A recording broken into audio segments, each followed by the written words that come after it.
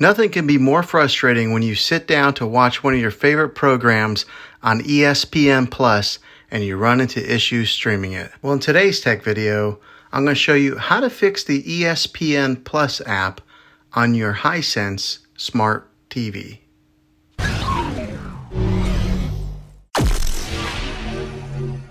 I'm going to show you a few really simple ways to try and solve your problem and get it back up and running again. The first one, it's the easiest one to try, and that's to unplug your TV from the wall outlet and wait 60 seconds. Now don't be impatient here, wait the whole 60 seconds, then plug it back in.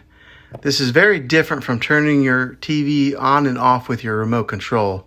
This is what we call a hard reset of your TV.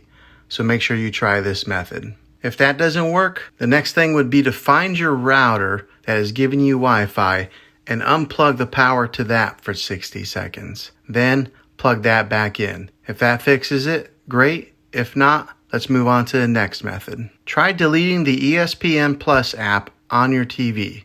Go to wherever the apps are located on your system and remove the app altogether. Then reinstall the ESPN Plus app again. After you reinstall it, you might have to log back in with all your credentials, but hopefully this will work. If this doesn't work, then I recommend buying an affordable Roku stick or Amazon Fire Stick. Plug that into your TV and use that as your main streaming player. You'll be able to access ESPN Plus that way. I'll put links in the description down below of where you can get one. Well, hopefully this video was helpful to you. If it was, throw a thumbs up on it. Go ahead and subscribe to my channel. I make tech videos all the time, and I would love to have you back in the next one. Take care.